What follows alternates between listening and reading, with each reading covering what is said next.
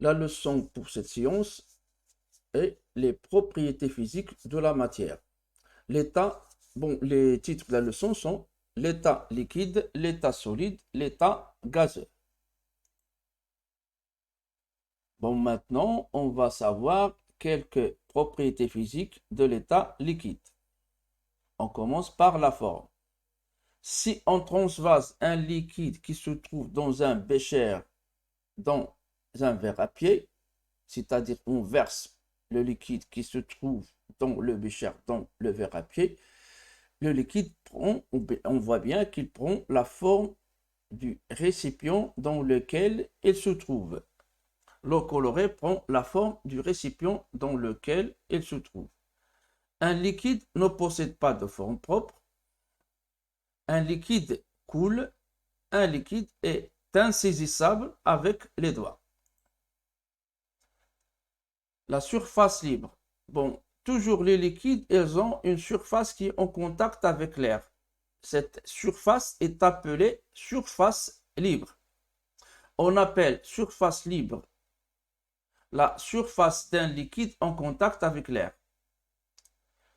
Le fil à plomb, ici, on matérialise, c'est-à-dire on représente la verticale avec de la matière, c'est-à-dire avec un fil. On voit bien ici que le fil à plomb qui est vertical et le petit côté de l'équerre qui est horizontal. Le petit côté de l'équerre qui est en contact avec la surface libre du liquide.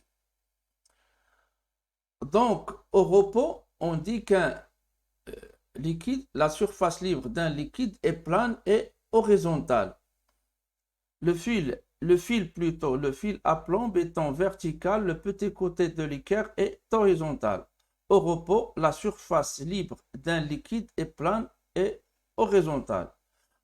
Voilà un exemple. Et c'est le liquide qui se trouve dans le ballon. Et le récipient ici est appelé un ballon.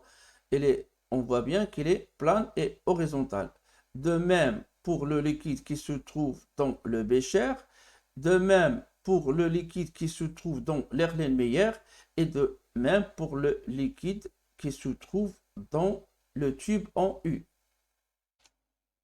Dans cette vidéo, on va savoir quelques propriétés de l'état solide. À signaler, on a deux types de solides. Un solide compact qui est formé d'un seul bloc, par exemple la règle, le stylo, un morceau de craie, et des solides qui sont divisés ou bien pulvérisés, comme le sable, le sel, la poussière de la craie. On va commencer par la forme. On a un solide compact qui se trouve dans un bécher. On le remet dans le verre à pied. On voit bien qu'il garde sa forme. On dit que le solide compact a une forme propre, car sa forme ne change pas. Le solide ne change pas de forme en changeant de récipient. Conclusion, un solide possède une forme propre. Ce n'est pas la même chose pour un solide divisé ou bien pulvérisé. On voit bien ici que le sel prend la forme du récipient dans lequel il se trouve. Remarque, un solide peut être scisé entre les doigts. Un solide compact est fait d'un seul bloc.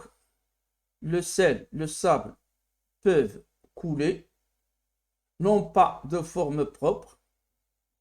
Leur surface libre n'est pas horizontale. Ce sont des solides pulvérisés ou divisés.